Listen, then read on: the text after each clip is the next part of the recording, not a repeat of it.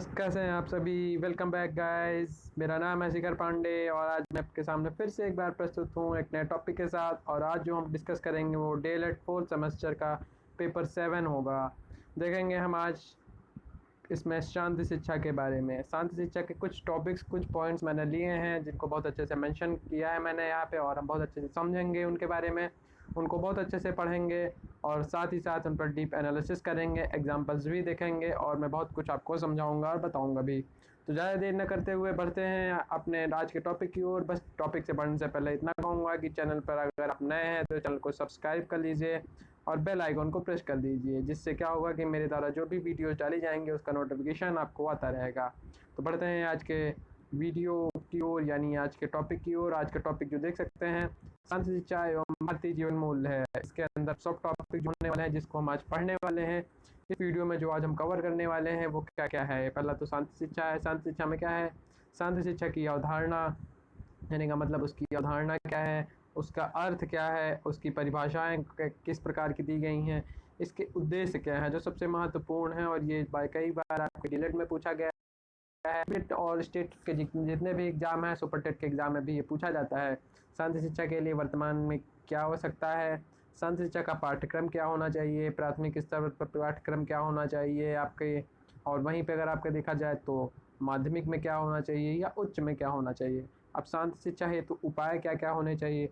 और सबसे मेन जो मेरा फेवरेट और आपका भी फेवरेट टॉपिक होगा क्योंकि बहुत अच्छे समझ में आता है, शांति शिक्षा में परिवार की भूमिका, यानी परिवार की क्या भूमिका होती है शांति शिक्षा में। बालक जो शांत रहता है परिवार में, जिसका पालन पोषण, भरण पोषण जो भी कह सकते हैं होता है, विकास जो होता है शुरुआत में बालक का, जो जो बोलते हैं प्राथमिक विकास कहाँ पर शुरू होता है बालक का, तो वो परिवार में ही होता है। तो वहाँ पे उसकी शांति शिक्षा का क्या महत्व है, इन सभी टॉपिक्स को क्लियर करेंगे और कवर करेंगे अच्छे से। तो बढ़ते हैं आज के पहले टॉपिक की ओर।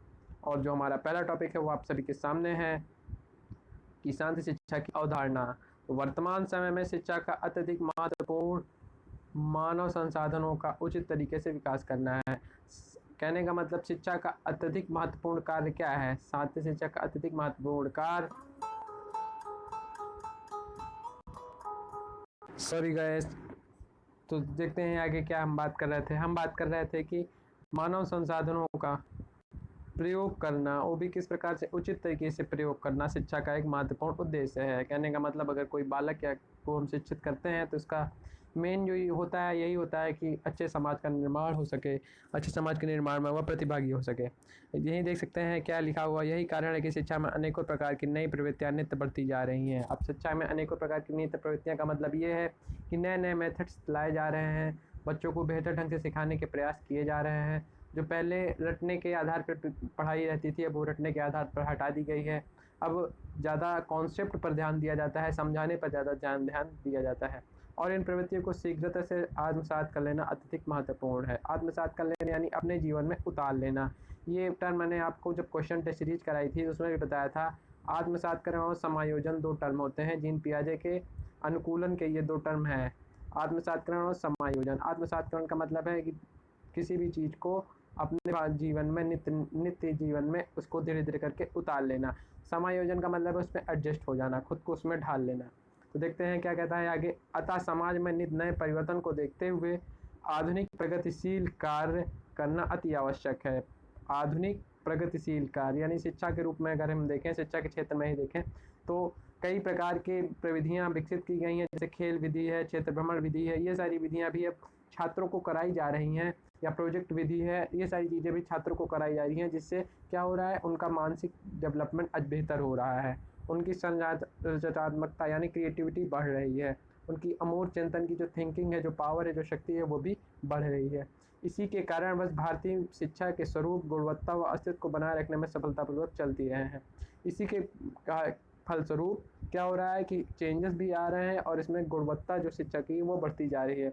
और इसके अस्तित्व को भी लोग दिन के दिन समझते जा रहे हैं कि हाँ, शिक्षा भी कुछ ऐसा है जिसके द्वारा मानव का बेहतर से विकास किया जा सकता है।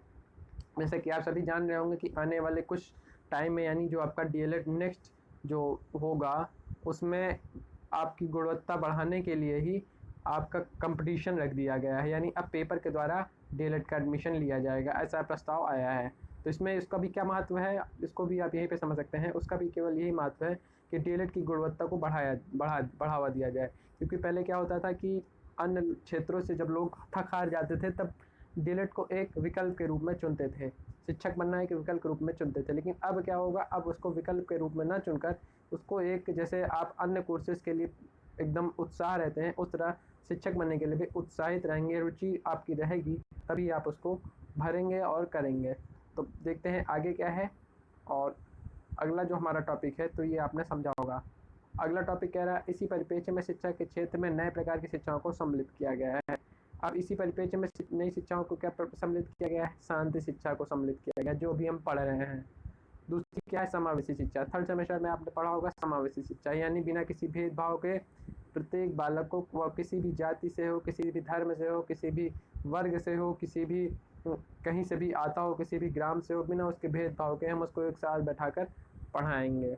महिला सशक्तिकरण शिक्षा, यानी महिला को सशक्तिकरण शिक्षा का मतलब ये है कि उसको आत्मनिर्भर बनाना, उसको भी यह एहसास दिलाना कि तुम भावी जीवन में अपने बहुत आगे जा सकती हो। उसको भी यह पहचान दिलाना कि तुम अपने, जिसके लिए बहुत सारे महिला सशक्तिकरण शिक्षा के साथ साथ ही कार्यक्रम भी चलाए गए हैं, जो महिलाओं के द्वारा ही आयोजित किए जाते हैं। प्रगतिशील शिक्षा, ये आपका समावेशी शिक्षा का ही एक कहने का मतलब कह सकते हैं पार्ट है, या कह सकते हैं कि ये दोनों समान ही है। समावेशी शिक्षा में कहता है कि सभी को एक समान समझो और सभी को एक समान शिक्षा दो। प्रगतिशील शिक्षा क्या कहती है? प्रगतिशील शिक्षा कहती है कि सभी को एक समान तो समझो ही, लेकिन सबको सबकी विशिष्टता के आधार पर उनको प्रगति की ओर ले जाओ, यानी प्रगति उनकी करो। अब जैसे किसी की रुचि खेलने में है, क्रिकेट में है, तो उसको क्रिकेट में बेहतर ढंग से सिखाया जाए, उसको क्रिकेट की फील्ड में उच्च स्तर पर ले जाया जाए। अब किसी को लेखक बनने की रुचि है तो उसको लेखक की ओर अग्रसर किया जाए, यानी उसकी प्रगति उसकी की जाए।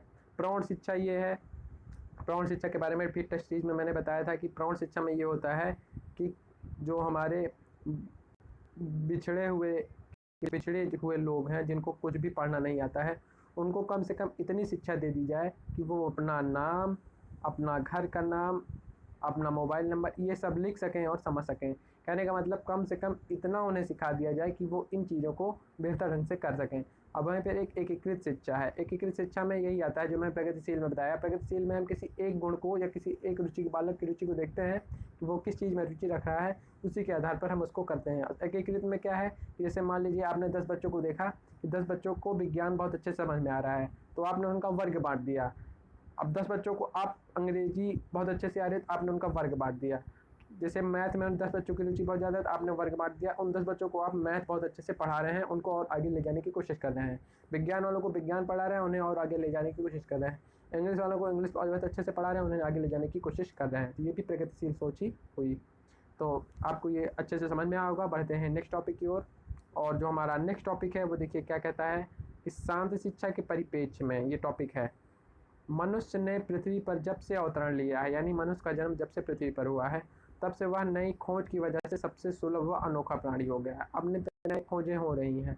अब कोविड-19 इतना बड़ा वायरस था, उसकी भी वैक्सीनेशन बना दी गई है, उसका भी वैक्सीनेशन बना दिया गया है। इसी प्रकार से नित्य नई खोज हो रही, कितनी सारी मिसाइलों की खोज हो चुकी है। सुपरसोनिक से लेकर बहुत सारी मिसाइलें हैं, या आपकी अग्नि है, पृथ्वी, बहुत सारी चीज़ें हैं। इसी तरह से आप अन्य क्षेत्रों में भी देख सकते हैं। आप अपनी शिक्षा के क्षेत्र में ही देख लीजिए। शुरुआत में क्या था, गुरुकुल प्रणाली थी, जहाँ पे बच्चे जाते थे, गुरुकुल सक्रिय होकर बोलता था, सक्रिय होकर गुरुकुल में बोलता था, और बालक जो है वो अपना सुनते थे। अब अभी क्या है कि बालक सुन भी रहे हैं और उसका उत्तर भी दे रहे हैं, उस पर प्रतिक्रिया भी अपनी दे रहे हैं। तो ये भी एक हमारे क्या हुआ है, नई खोज की वजह से चेंजेस हुए हैं। नई नई प्रकार के शिक्षण विधियों को उपयोग किया जा रहा है, टीएलएम का उपयोग किया जा रहा है बाद लोगों को बेहतर ढंग से समझाने के लिए। तो ये सारी चीज़ें क्या हो रही हैं, खोज के द्वारा ही संभव हो रही हैं। क्या कह रहा है, किंतु फिर भी अनेक प्रकार की आशंकाओं दुश्चिंता से घिरा हुआ है। अब इतना होने के बाद भी अनेक प्रकार की आशंका है। आप सीटेट का पेपर दे रहे हैं, आपको ये आशंका है कि पता नहीं मैं सीटेट पास होऊंगा या नहीं, मैं शिक्षक बनूंगा या नहीं। अभी से आपने बहुत सारी चीज़ें सोच ली हैं।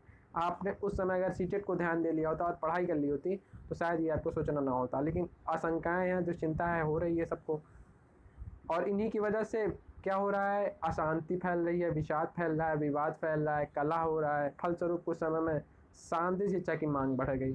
किसकी मांग बढ़ गई? शांति शिक्षा की मांग। शांति शिक्षा की मांग बढ़ने का सबसे बड़ा कारण यही था कि लोगों के मन में विषाद, दुख, दुश्चिंता, आशंका ये सारी चीज़ें आ गई। इसकी वजह से उन विवाद, कलह इत्यादि होने लगा। अब कुछ नहीं है तो घर में ही अपना अपना गुस्सा निकाल रहे हैं, अपनी माँ, बहन, भाई जो भी हैं, पत्नी है, जिसके जो भी हैं, वो अपना गुस्सा निकालना है, समाज के लोगों पर अपना गुस्सा निकालना है। तो ये सब क्या है? ये आशंका, दुश्चिंता की वजह से ही है। उनमें जब हताश, जो इसको बोलते हैं हताश हो गए हैं, तो ये हताश हो गए हैं इसलिए वो ऐसा कर रहे हैं। अब इसी के लिए शांति शिक्षा की मांग हुई। अतः इस आशंका ने राष्ट्र को शांति शिक्षा की मांग के लिए बाधित किया। यानी उन्होंने मांग की कि अब शांति शिक्षा की जरूरत राष्ट्र को है। आगे बढ़ते हैं, देखते हैं क्या है। थोड़ा सा मैं पेन का कलर चेंज करता हूँ और आगे हम देखते हैं। अब ये मोस्ट इम्पॉर्टेंट इसलिए है क्योंकि ये आपका पूछा गया है। किस में पूछा गया है? आप पेपर उठा लीजिएगा, यूपी टेट के पेपर में देख लीजिएगा। एमपी टेट के पेपर में जो आज से 12 साल पहले हुआ था, वहाँ पे भी ये पूछा गया था। क्या पूछा गया था देखते हैं। है कि शांति शिक्षा की संकल्पना कब दी गई थी? 1980 में। ये आज की कोई नहीं है, 1980 में ही ये दे दी गई थी। और कहाँ दी गई थी? वेल्स के अंतर्राष्ट्रीय कॉलेज में दी गई थी। कहाँ कॉलेज था? वेल्स का कॉलेज था।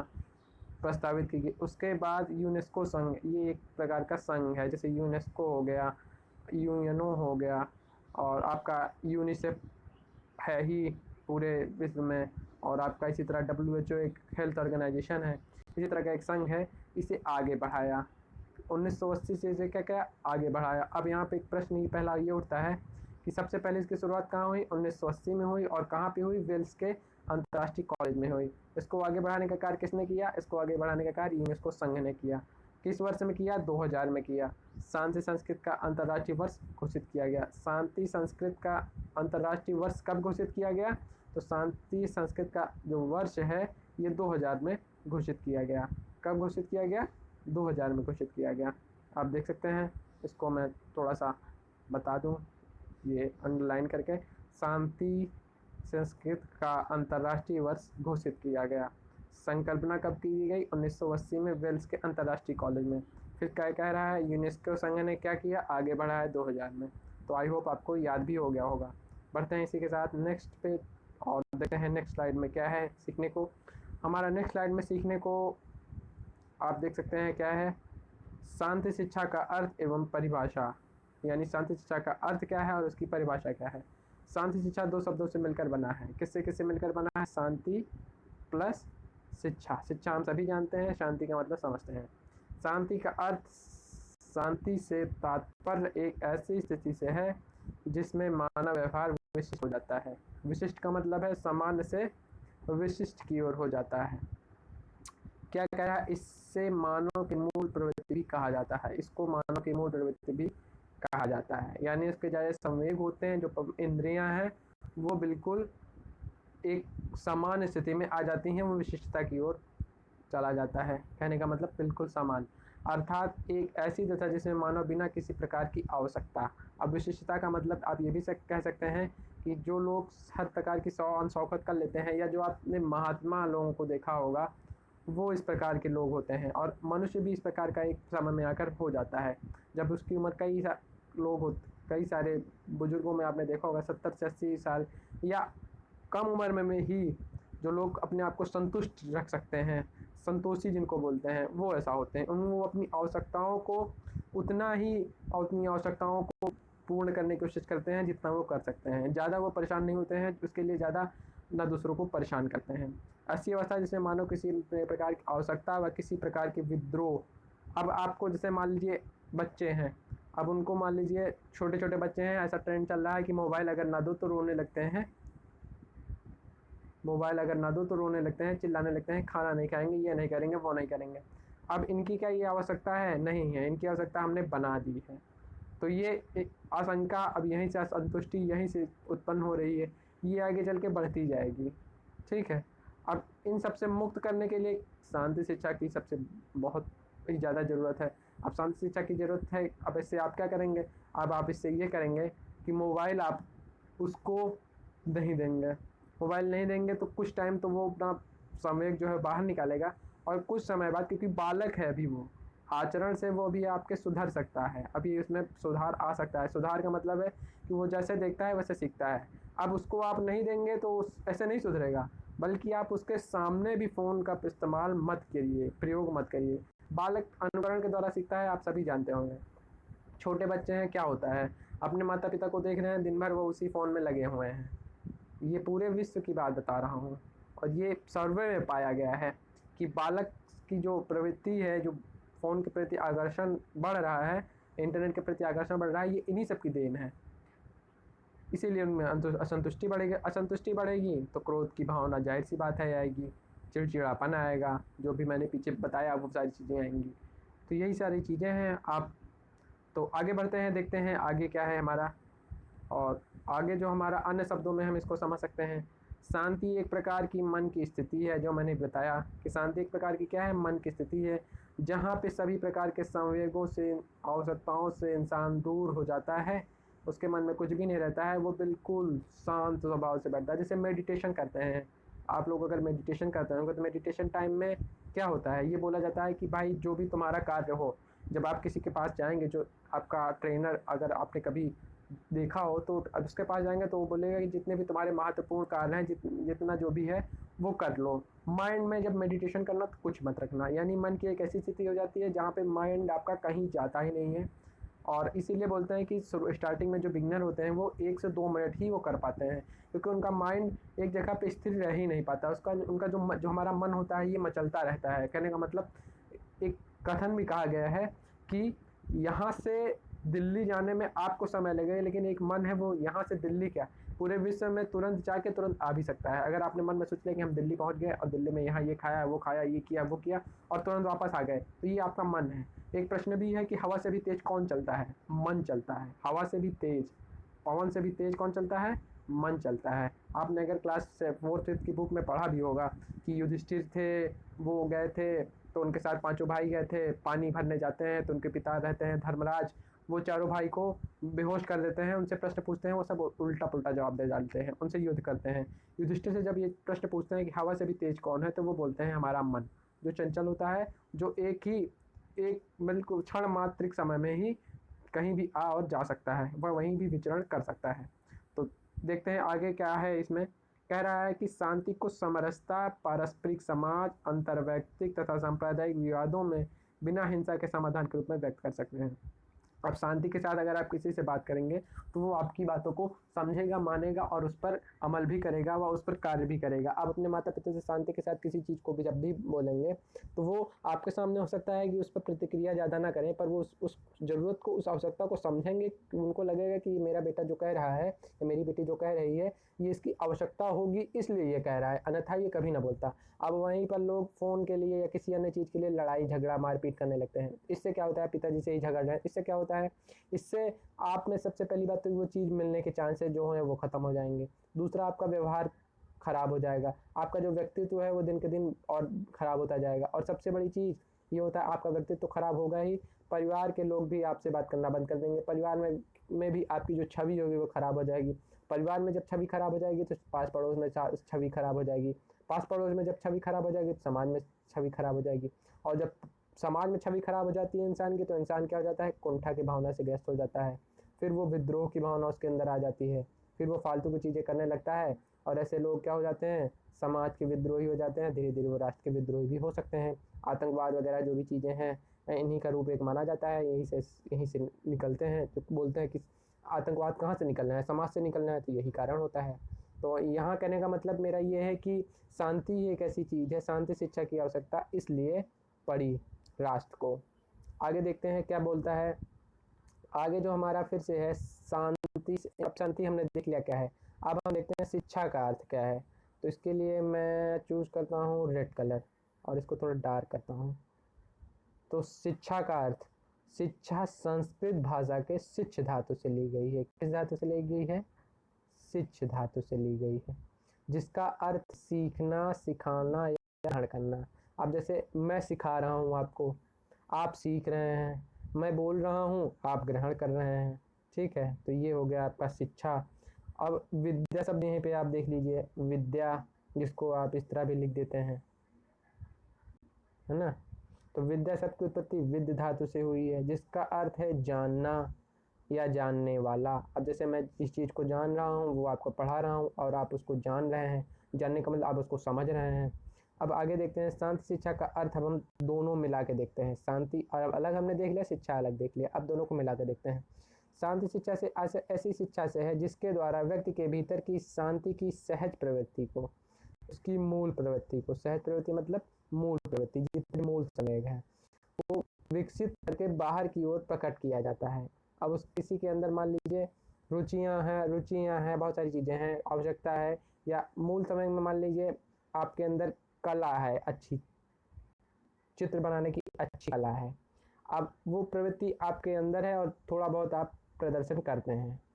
अब आपकी रुचि को हम जान गए तो हम क्या करेंगे, शिक्षक का कार्य क्या होता है कि बालक की रुचि को, उसके मूल प्रवृत्ति को जो भी है, जो उसकी सहज प्रवृत्ति है, जिस कार्य को वो बेहतर ढंग से, सहज प्रवृत्ति का मतलब यही हुआ, मूल प्रवृत्ति या सहज प्रवृत्ति। सहज प्रवृत्ति का मतलब यह हो जिस कार्य को वो बेहतर कर सकता है, यानी जिस कार्य को करने के लिए उसकी जो मानसिक स्थिति है वो बिल्कुल स्थिर है, उसके लिए वह उत्साहित है, उसको वह बेहतर ढंग से कर सकता है, ऐसी परिस्थिति को हम सहज प्रवृत्ति कहते हैं।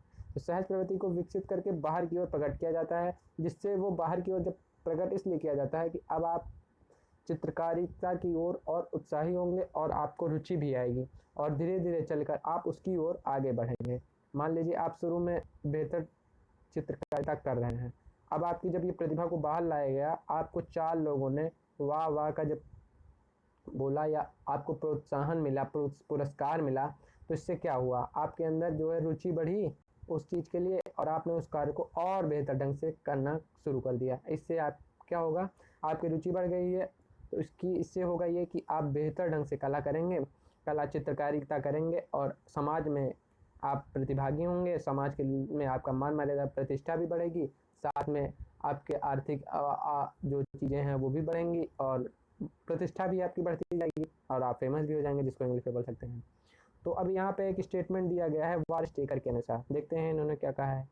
शांति शिक्षा से आशय सीखने की प्रक्रिया से है, जिसका उद्देश्य क्रियाशील व्यक्ति के आत्मसिद्धि एवं विवादों के तार्किक समाधान से प्रारंभ है। अब क्रियाशील व्यक्ति, जो भी मैंने चित्रकारिता बताया, अब वो अपनी चित्रकारिता के प्रति क्रियाशील है, यानी इस पर वो नित्य नए प्रयास कर रहा है, कोशिश अभ्यास कर रहा है, तो वो क्रियाशील है।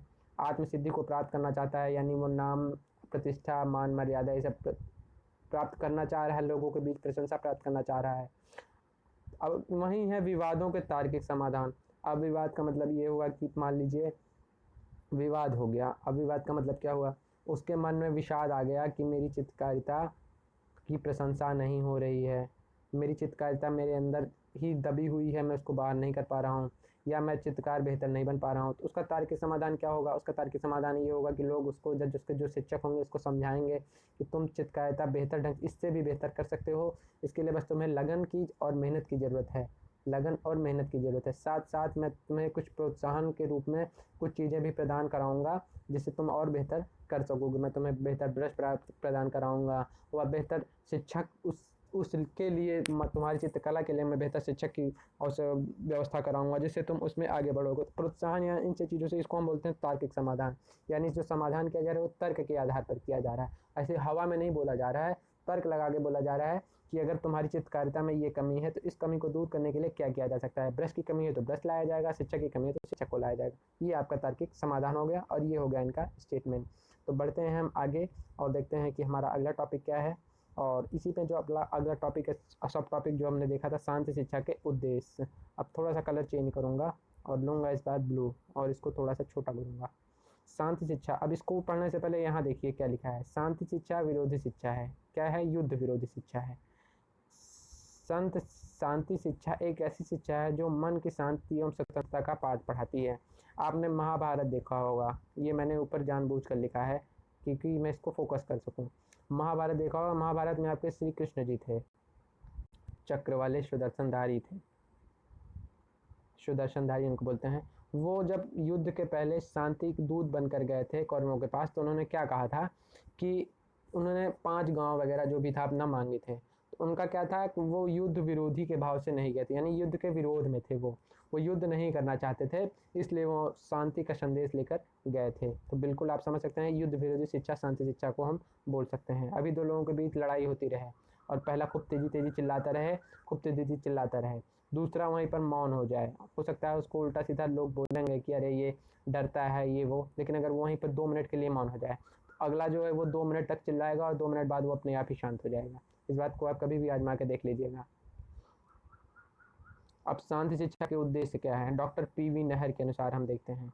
अब पहला क्या है, बालकों में सह अस्तित्व की भावना को विकसित करना। पहला क्या है, बालकों में सह अस्तित्व की भावना को विकसित करना। धार्मिक सहिष्णुता व अन्य प्रजातियों का आदर तथा धार्मिक एवं नैतिक मूल्यों का आदर भाव से देखना व उनका आदर करने की योग्य बनाती है।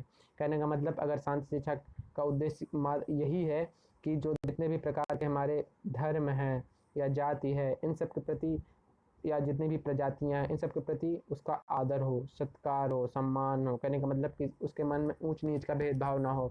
आप सीटीपी के प्रश्न में किए होंगे मेरे साथ, अगर आपने मेरी सीरीज देखी होगी तो, या अन्य जगह पे भी, कि एक क्वेश्चन था कि मान लीजिए कि बालक एक प्राथमिक विद्यालय में भोजन, मध्याह्न भोजन के दौरान जो बच्चे हैं वो उच्च वर्ग के बच्चे निम्न वर्ग के बच्चों के साथ बैठने के लिए मना कर रहे हैं। ऐसी स्थिति में आप क्या करेंगे? उसमें ऑप्शन बहुत सारे थे। पहला ऑप्शन यही था कि आप उनको अलग कर देंगे, दूसरा ऑप्शन ये था कि आप उनको बाहर कर देंगे, तीसरा ऑप्शन ये था कि आप उनको समझाएंगे कि धर्म या भेदभाव जैसी कोई चीज़ नहीं होती, सब एक समान है। उस समझाने के लिए अलग अलग तरीके आप उपयोग कर सकते हैं। तो यही चीज़ यहाँ पे भी कह रहा है कि हम उनके धर्म के प्रति आदर, सत्कार, सम्मान, इन सब चीज़ की भावनाओं को विकसित करेंगे, नैतिक मूल्यों को विकसित करेंगे कि हाँ सदा सत्य बोलना चाहिए, ईमानदारी, ये सारी चीज़ें अच्छी चीज़ मानी जाती हैं। इस प्रकार से आप देख सकते हैं कि कौन अच्छा है कौन बुरा है। आप किसी की जाति या किसी के धर्म के आधार पर ये नहीं बोल सकते हैं कि वो खराब है वो अच्छा है। आप यहाँ पे अस्तित्व की भावना, वो अपने अस्तित्व को बनाए रखने के लिए, बेहतर ढंग से उसको प्रगति की ओर ले जाने के लिए इन सब चीज़ों का विकसित होना सबसे ज़्यादा महत्वपूर्ण है। इसलिए शांति शिक्षा के उद्देश्य में इसको रखा गया है। यानी बालक का डेवलपमेंट के बारे में बात की जा रही है। यहाँ भी सीटीपी में भी यही बालक के डेवलपमेंट को ध्यान दिया जाता है। अब यहाँ पर बालक के नैतिक पक्ष को देखा जा रहा है, भावनात्मक पक्ष को देखा जा रहा है। नैतिक पक्ष आपके कोहलबर्ग साहब जो हैं उन्होंने अपने 8 चरणों में बहुत सारी चीज़ें बताई हैं। जब आप कभी सीटीपी की क्लास मेरे साथ करेंगे तो उन चीज़ों को भी देखेंगे। और नैतिक पक्ष हो गया आपका, और भावनात्मक पक्ष हो गया, भावात्मक पक्ष या भावनात्मक पक्ष। तो शांति शिक्षा के उद्देश्य में ये है। आगे देखते हैं क्या है। आगे जो हमारा है, शांति शिक्षा वर्तमान आवश्यकता क्या है। कहने का मतलब वर्तमान में इसकी आवश्यकता क्यों है, क्या ऐसी चीज़ है जिसकी वजह से इसकी वर्तमान में आवश्यकता हो गई है। पहले 1980 जो आप अगर याद होगा तो स्टार्टिंग हुई थी, 2000 में आपके यूनेस्को ने आपको आगे बढ़ाया और विले में इसकी शुरुआत हुई थी। ठीक है, तो क्या कह रहा है, अब इसकी आवश्यकता क्या है वर्तमान में।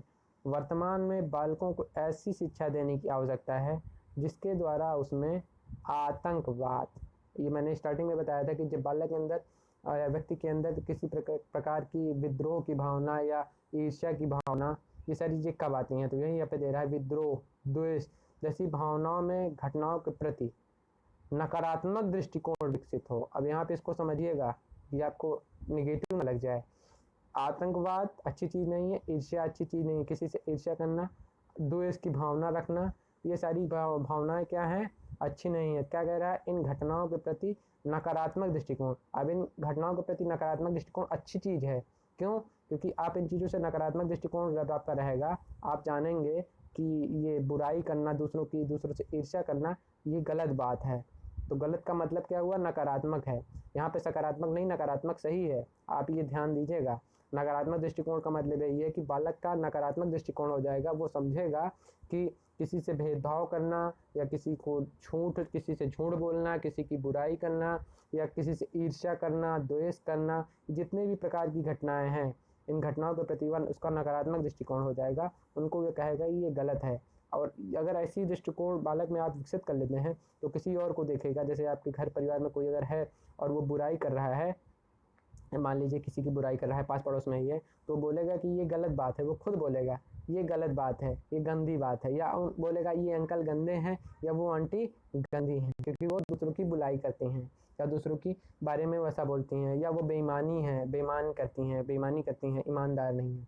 तो ये सारी चीज़ें कह रहा है कि भावनाओं में, घटनाओं के प्रति नकारात्मक दृष्टिकोण विकसित हुई हो, और साथ में आपस में सौहार्द, सहयोग, एक दूसरे का सहयोग करें। जब ये नकारात्मक दृष्टिकोण हो जाएगा, उसको जब पता होगा कि आपस में मिलजुल कर रहना चाहिए, लड़ना झगड़ना, उसको पता होगा कि लड़ना झगड़ना नहीं है, ये क्या है, गलत बात है, लड़ना झगड़ना गलत बात है।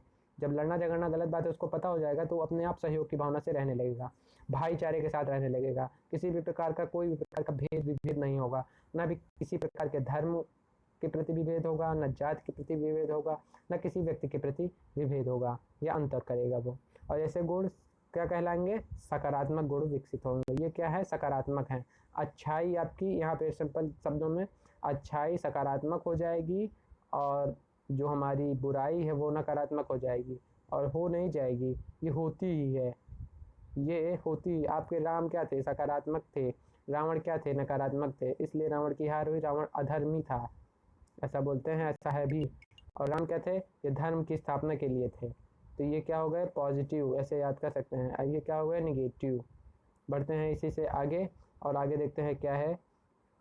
आगे शांति शिक्षा के लिए वर्तमान आवश्यकता फिर से है, उसके लिए हम दृष्टिकोण, विभिन्न प्रकार के दृष्टिकोण हैं। कहने का मतलब अभी तो हमने देखा कि क्या, कहने का मतलब क्या क्या चीज़ें होनी चाहिए बच्चे के अंदर, जिसके द्वारा वो शांति शिक्षा की वर्तमान की आवश्यकताओं को पूर्ति किया जाए। वो अगर भावना उसके अंदर आ जाएंगी तो क्या होगा। अब आगे देखते हैं सामाजिक दृष्टिकोण के अंदर शांति शिक्षा की वर्तमान आवश्यकता क्या है। शांति के लिए शिक्षा के सामाजिक दृष्टिकोण का अपना विशेष महत्व है। शांति के लिए शिक्षा की सामाजिक में, समाज में है बालक, तो समाज में उसका दृष्टिकोण, लोगों के प्रति उसका जो व्यक्तित्व है उसके प्रति लोगों का दृष्टिकोण, एक नज़रिया बनेगा। दृष्टिकोण को आप नज़रिया कह सकते हैं, जिसको लोग बोलते हैं कि उसके देखने का नज़रिया अच्छा नहीं है, उसके देखने का नज़रिया खराब है, या वो बहुत बेहतर इंसान है, वह बहुत मीठा बोलता है, ये सारी चीज़ें हैं। क्योंकि प्रत्येक व्यक्ति समाज में रहता है और उसका विशेष अंग होता है, समाज का वह एक विशेष अंग होता है। जैसे बहुत सारे लोग हैं जिनको बोलते हैं कि उनके बिना सभा सूनी लगती है, या वो आ जाएँ तो बहुत अच्छा लगता है। आपके परिवार में भी बहुत सारे लोग होंगे मजाकिया टाइप के, या बहुत अच्छे टाइप के, शर्मीले टाइप के, कहने का मतलब बहुत अच्छा व्यवहार होगा। आप उनको कहते होंगे कि वो आते हैं तो हमें बहुत अच्छा लगता है, उनसे हमें सीखने को बहुत कुछ मिलता है, वो हमें बहुत कुछ अच्छा सिखाते हैं, वो हमें बहुत कुछ अच्छा समझाते हैं, वो हमें बहुत कुछ अच्छा पढ़ाते हैं, या हमें ज़िंदगी से रिलेटेड, जीवन से रिलेटेड चीज़ों को बताते हैं। आप संदीप माहेश्वरी को क्यों पसंद करते हैं, क्योंकि उनको पता है कि वो क्या बोलेंगे या वो ऐसा क्या करेंगे कि उनको लोग पसंद करेंगे। और उस वो कुछ अन्य बाहर की बातों को बोलते भी नहीं हैं, वो डेली लाइफ से रिलेटेड चीज़ों को ही बोलते हैं। वो लोगों की भावनाओं को समझते हैं, क्योंकि उन्होंने खुद फील किया है। जिस चीज़ को आप खुद फील करते हैं तो वो आप दूसरों के प्रति उस चीज़ को आप बेहतर ढंग से प्रस्तुत कर सकते हैं, आपको अगर एक्सपीरियंस है तो। वही चीज़ कह रहा है कि समाज में रहता है और उसका विशेष अंग होता है। छात्र जब सामाजिक जीवन में प्रवेश करता है, अब यहाँ पे छात्र की बात की जा रही है कि छात्र जब सामाजिक जीवन में प्रवेश करता है तो उसके अनेकों प्रकार के सामाजिक दृष्टिकोणों को समझने तथा उनमें समान संबंध स्थापित करने, यहाँ पे आप लिख सकते हैं, समान संबंध स्थापित करने में सफलता होती है। अब छात्र के अंदर कौन कौन सी भावनाएं हैं, जो भी मैंने आपको बताया, ईमानदारी, सौहार्द, ठीक है, सच्चाई जिसको बोल सकते हैं, भाईचारा है, ठीक है, दूसरों के प्रति सम्मान करना, दूसरों के प्रति सम्मान करना, ये सारी चीज़ें अगर हैं तो वो समाज में बेहतर प्राणी बन सकता है। कहने का मतलब समाज में बेहतर ढंग से समायोजित हो सकता है। अब यहाँ पे आत्मसात नहीं बोलेंगे, यहाँ पे बोलेंगे समायोजित हो सकता है, क्योंकि वो अब समाज में एडजस्ट कर रहा है, खुद को समाज में डालने की कोशिश कर रहा है, समाज के प्रति खुद को ढालने की कोशिश कर रहा है। तो इसी के साथ बढ़ते हैं आगे और देखते हैं कि सामाजिक दृष्टिकोण के बाद हमारा कौन सा अगला दृष्टिकोण आता है।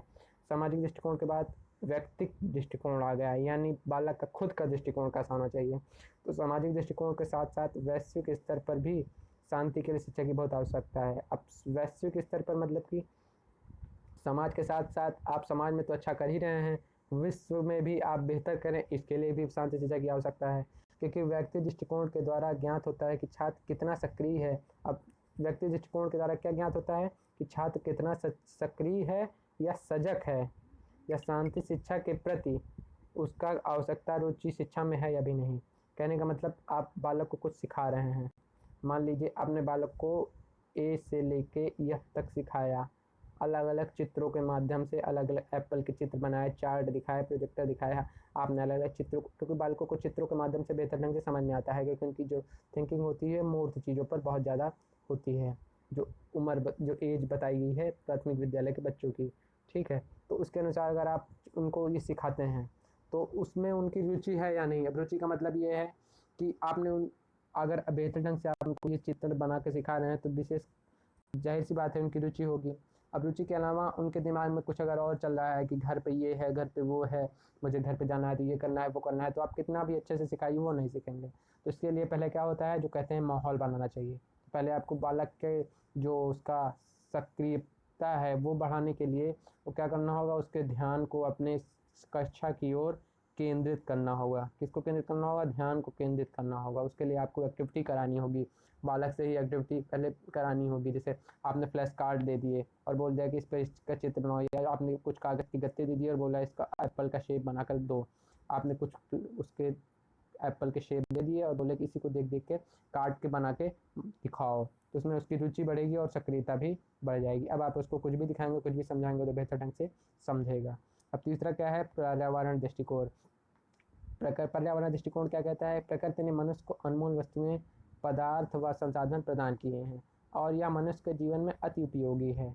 बहुत प्रकार की वस्तुएं हैं, बहुत प्रकार से संसाधन हैं, जैसे आप जान ही रहे हैं। हम नित्य नए जीवन में यूज भी कर रहे हैं। बहुत सारे पेड़ पौधे हैं जिनसे बहुत सारी दवाइयाँ बनाई जाती हैं। बहुत सारे पेड़ पौधों को काट के लकड़ जो घर बनाए जा रहे हैं ये देख सकते हैं। और कई ऐसे जगह पे हैं, कई ऐसे देश हैं जहाँ पे बांसों के या लकड़ियों के द्वारा ही घर बनाए जाते हैं। और कहने का मतलब प्रकृति के द्वारा बहुत कुछ मिला हुआ है। आपकी जितना सबसे मेन जो पानी है ये प्रकृति के द्वारा ही है। पानी को क्या कोई बना सकता है, नहीं बना सकता है, ये प्रकृति की देन ही है। तो इसी तरह से बहुत सारी अति उपयोगी वस्तुएं हैं, किंतु मनुष्य के द्वारा इनका उपयोग मात्र ठीक है, किंतु वे इसका दुरुपयोग कर रहे हैं। अब पानी को ही ले लीजिए, अब पानी का दुरुपयोग कितना कर रहे हैं। अब पानी का दुरुपयोग का मतलब ये है कि फैक्ट्रियों का पानी गंगा जी में जा रहा है बिना फिल्ट्राइल होते हुए। इस समय तो अब जब से गंगा अभियान का जो मिशन चलाया गया, नमामि गंगे या अन्य मिशन जो चलाए गए, उनके तहत ये रोका गया। नहीं तो फैक्ट्रियों का पानी जा रहा है, गंदे नाले का पानी जा रहा है, तो ये सारी चीज़ें क्या जा रही थी, गंगा जी में जा रही थी या अन्य नदियों में जा रही थी, जिससे पानी दूषित हो रहा था। अब पानी दूषित होने से ये हो रहा था, ये पानी जहाँ जहाँ जा रहा था जंगलों में पशु पक्षियों जो भी पीते थे वो इससे नुकसान उनको होता था, उनकी जान चली जाती थी, उनकी मृत्यु हो जाती थी। या इन्हीं पानी को यूज अगर किया जा रहा है कहीं कहीं पर तो उससे लोग भी नुकसान हो जाते थे, फसलों को नुकसान हो जाता था। तो ये सारी चीज़ें इनकी दुरुपयोग की चीज़ें हो गई, जिसके कारण वर्तमान में अनेक प्रकार की समस्याएं उत्पन्न हो रही हैं। अनेक प्रकार की समस्याएं उत्पन्न हो, जाहिर सी बात है पेड़ का कटाव बहुत ज़्यादा अगर होने की वजह से आप देख रहे हैं क्या हो रहा है, बहुत सारी समस्याएं बढ़ रही हैं। ये बिना समय बारिश होना और समय पर बारिश ना होना, सूखा पड़ना, ये सारी चीज़ें क्या हैं, यही तो हैं, समस्याएं ही तो उत्पन्न हो रही हैं। तो हमने व्यक्तिगत दृष्टिकोण देख लिया, सामाजिक दृष्टिकोण देख लिया और पर्यावरण दृष्टिकोण देख लिया। अब आगे देखते हैं कौन सा दृष्टिकोण है। और आगे जो हमारा फिर से पर्यावरण दृष्टिकोण है, यहाँ पे पर्यावरण दृष्टिकोण और पर्यावरण दृष्टिकोण को थोड़ा सा मैंने एलिब्रेट किया है।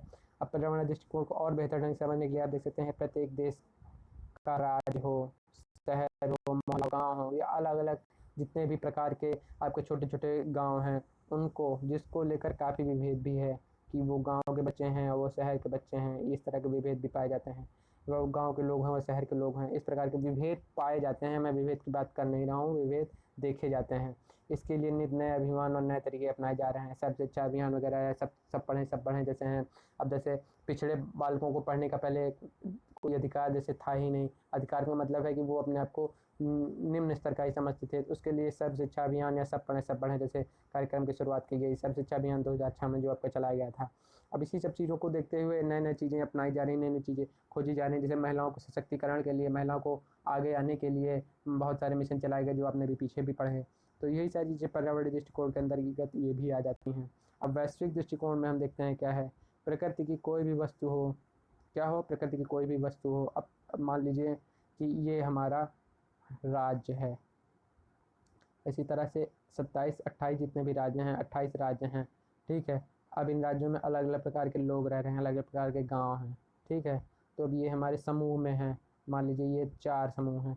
अब विश्व क्या है, इन सबको है तो विश्व एक, मान लीजिए विश्व, ये एक विश्व के अंदर विभिन्न प्रकार के राज्य हो गए या विभिन्न प्रकार के देश हो गए।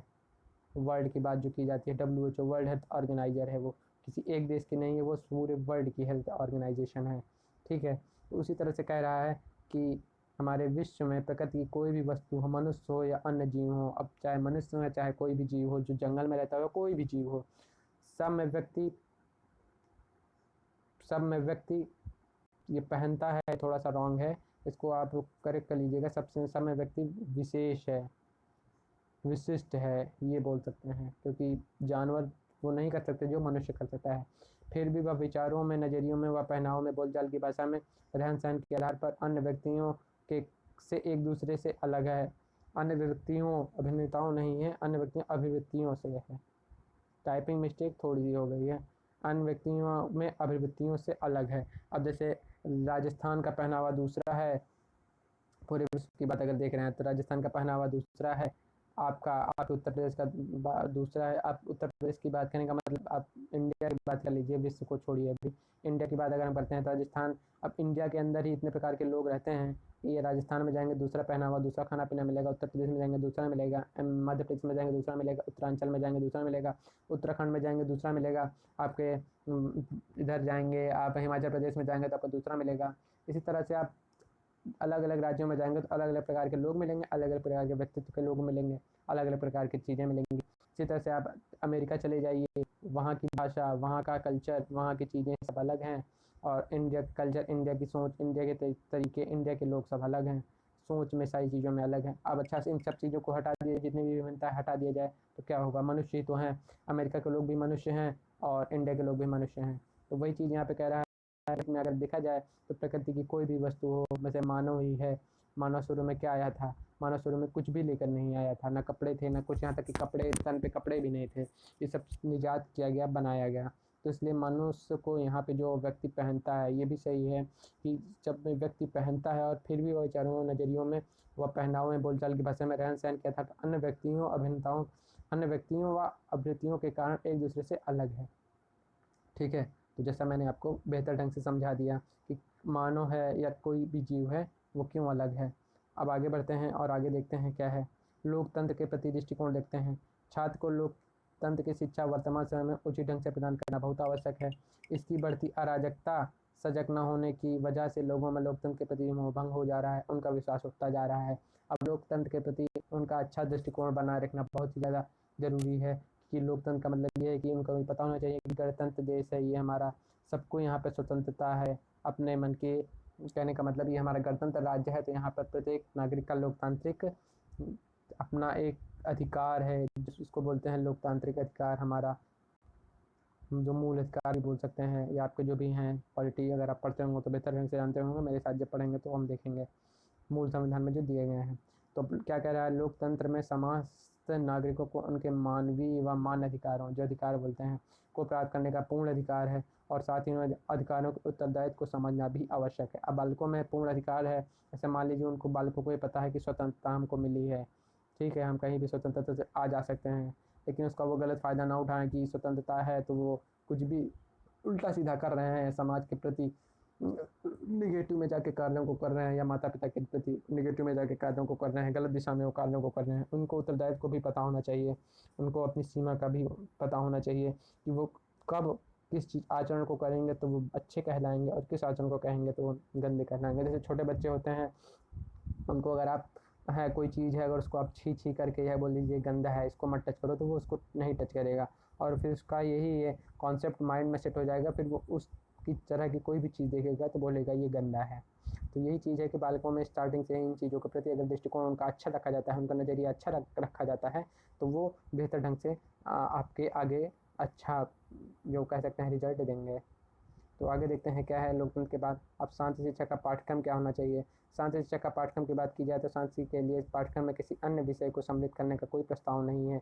किसी भी अन्य प्रकार की किसी विषय की कोई ज़रूरत नहीं है यहाँ पे, बल्कि इसे व्यक्तिक व सामूहिक विकास की ज़रूरत है। सामूहिक विकास में क्या है, परिवार, पड़ोस, मैंने यहाँ पे लिखा है, आप यहाँ पे सगे संबंधी आप डाल सकते हैं, या आपके सामाजिक लोग भी डाल सकते हैं, के साथ हिंसा व युद्ध के मनोसामाजिक, नैतिक, चरित्र आदि कारणों पर ध्यान देने की विशेष आवश्यकता है। अब क्या कह रहा है, हिंसा, लड़ाई झगड़ा, जो मैंने स्टार्टिंग में बताया, युद्ध के प्रति, मनोसामाजिक समाज के प्रति अच्छा दृष्टिकोण होना, उनका नैतिक गुण उनके अंदर होना, नैतिकता के प्रति उनका नैतिक चीज़ों के प्रति स्नेह होना, उनको नैतिक बातों का ज्ञान हो, उनको पता होना चाहिए कि क्या नैतिक है क्या अनैतिक है। करेंगे वाला ईमानदारी या आपके जितने भी प्रकार के अच्छे गुण हैं वो होंगे तो क्या होगा, और अच्छे गुण नहीं है तो क्या होगा। उनका चारित्रिक आदि कारणों पर ध्यान देने की विशेष आवश्यकता है। उनके चरित्र निर्माण की भी करने का जो श्रेय जाता है, जो एक कह सकते हैं कि भार होता है, वो माता पिता पे भी होता है और साथ में शिक्षक पर ही होता है। क्योंकि बालक जो होता है वो अनुकरण के द्वारा सीखता है। बालक किसके द्वारा सीखता है, अनुकरण के द्वारा सीखता है। तो बढ़ते हैं आगे, देखते हैं क्या है। शांति के सफल क्रियान्वयन के लिए शिक्षकों को प्रशिक्षण देने की आवश्यकता है। साथ ही शिक्षकों को छात्रों और अभिभावकों के लिए निर्देशन पुस्तिकाएं तैयार करने की आवश्यकता है। अब निर्देशन पुस्तिकाएं ये हैं कि उनमें अच्छी बातें लिखी हों, अभिभावकों के लिए यह लिखा हो कि अभिभावक कैसे बच्चों को जब वो गुस्सा करता है या कोई अन्य गलत कार्यों के प्रति सक्रिय होता है तो उस सक्रियता को कैसे कम करके, या उस सक्रियता को कैसे हम कम तो नहीं कर सकते हैं लेकिन कैसे हम उसको डायरेक्शन चेंज कर सकते हैं। ये हमेशा बोला जाता है कि बालकों की किसी समय को दबाया नहीं जा सकता बल्कि उसकी डायरेक्शन को चेंज किया जा सकता है। तो बस वही चीज़ कह रहा है, ताकि सिद्धांतों को व्यवहारिक जीवन में उतारा जा सके। जितने भी प्रकार के आपके सिद्धांत हैं, अब जैसे अच्छी बातों का, जैसे आपके जीन पियाजे जी हैं या कोहलबर्ग हैं, तीनों कोहलबर्ग ने नैतिक विकास के सिद्धांतों के बारे में बताया है। तो इस सिद्धांतों अच्छा लड़का अच्छा लड़की है, पुरस्कार दंड है, या अन्य जो भी हैं आपके सिद्धांत हैं, इन सिद्धांतों को वो बेहतर ढंग से तभी समझ पाएगा जब उसके अंदर इन चीज़ों के प्रति कुछ स्नेह या कुछ रुचि, ये सारी चीज़ें होंगी। तो बढ़ते हैं इसी के साथ आगे, और आगे हम देखते हैं कि क्या है। आगे हमारे है प्राथमिक स्तर पर पाठ्यक्रम क्या होना चाहिए। तो प्राथमिक स्तर पर पाठ्यक्रम क्या होना चाहिए, नैतिक जीवन संबंध कहानियाँ होनी चाहिए। नैतिक जीवन से संबंधित मतलब है कि सदा सत्य बोलो, ईमानदारी, और कभी झूठ नहीं बोलना चाहिए। इस प्रकार के रिलेटेड कहानियाँ होनी चाहिए कि सेखू मेखू या कोई भी शेख चिल्ली जो दोस्त थे वो हमेशा ईमानदार थे, ईमानदारी से अपना काम करते थे। इस प्रकार की कहानियाँ होनी चाहिए। सभी धर्मों से संबंधित कहानियाँ होनी चाहिए। बालकों की पुस्तकों में आपने देखा होगा गुरु गोविंद की या गुरु नानक देव जी की कहानियाँ, उनके बारे में, गुरु ग्रंथों के बारे में, या अन्य बहुत सारी कहानियाँ दी गई रहती हैं जिनसे उनके धर्म के प्रति भी ये भेदभाव जो होता है वो दूर रहे, भेदभाव ना आए, वो सभी धर्मों को बेहतर ढंग से जाने। और यहाँ पे कविताओं के बारे में बात की जाए तो कविताओं में मछली जल की रानी जो आपकी पढ़ाई जाती है वो इसलिए पढ़ाई जाती है कि उनमें बालकों में पढ़ाने के साथ साथ देखिए हाथों के इशारों से, एक्टिविटी के द्वारा से भी बताया जाता है। आपके केवीएस का जो एग्ज़ाम होता है उसमें जो इंटरव्यू होता है उसमें यही देखते हैं कि आप बच्चे को मुँह से तो आप पढ़ा ही रहे हो, बोल ही रहे हो, लेकिन आप बॉडी की आपकी एक्टिविटी कैसी है, आप बच्चे को उसको कैसे समझा सकते हो, बच्चे को आप अपनी ओर कैसे कितना ज़्यादा इंटरेक्ट कर सकते हो, कितना ज़्यादा कनेक्ट कर सकते हो। तो कविताओं का मेन यही होता है कि कविताएं बालक के मन में रुचि तो जागृत करती ही हैं, उत्साह बढ़ाती ही हैं, साथ साथ उनको सिखाती भी हैं।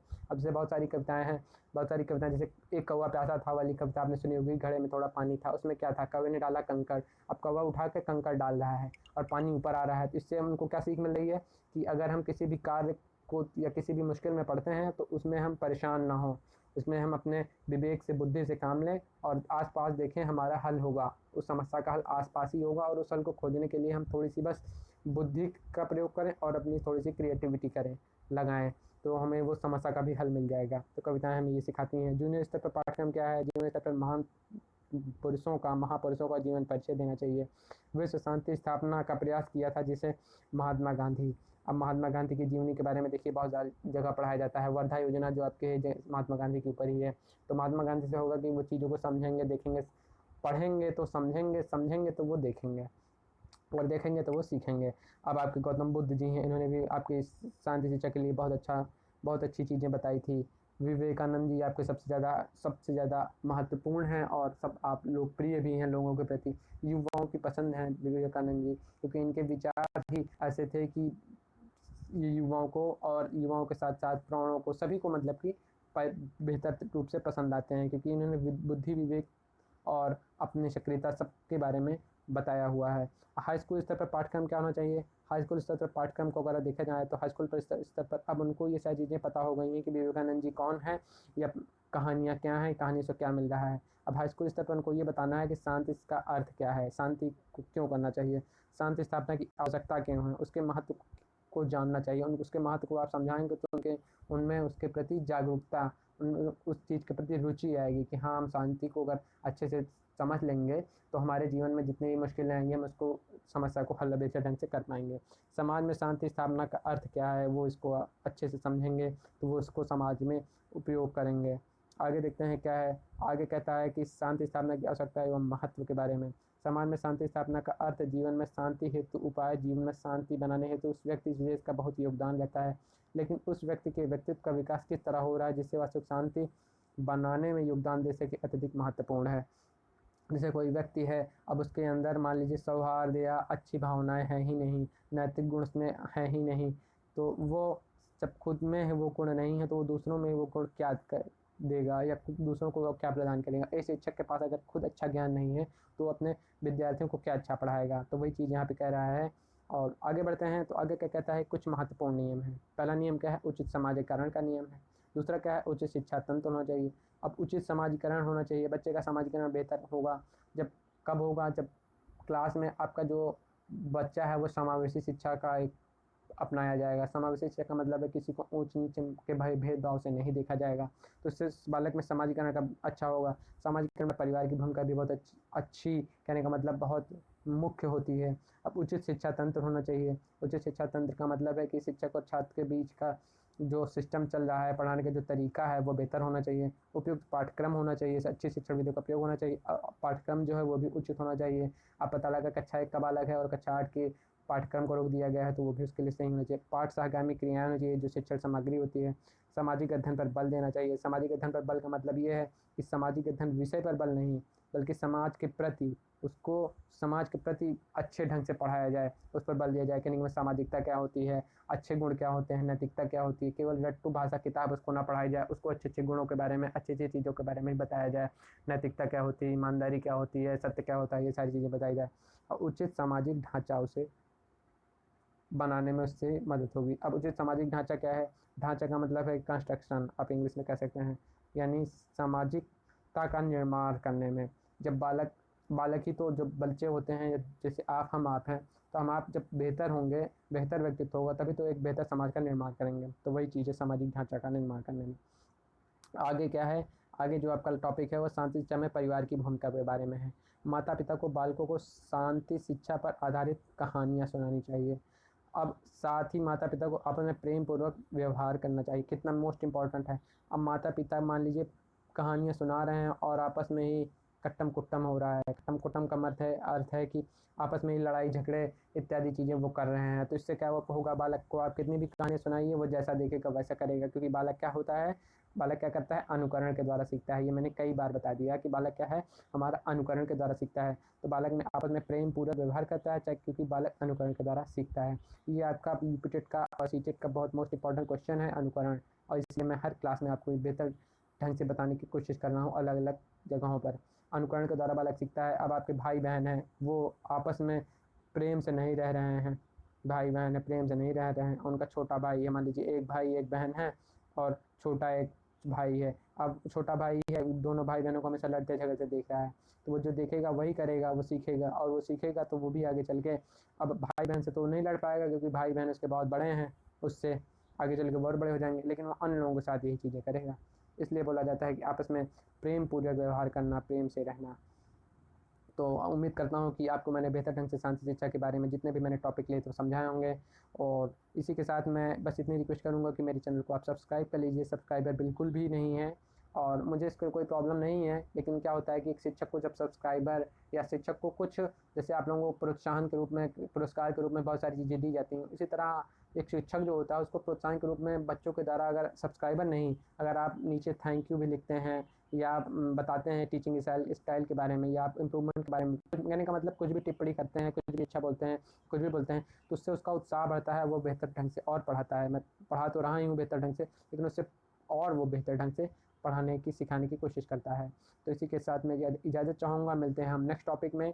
और स्वस्थ रहिए, सतर्क रहिए, अपने और अपनों का ख्याल रखिए, छोटे बच्चों के साथ प्रेम पूर्वक रहिए और शांति शिक्षा को बनाए रखिए। मिलते हैं नेक्स्ट वीडियो में, तब तक के लिए दीजिए इजाज़त। धन्यवाद, शुक्रिया, जय हिंद।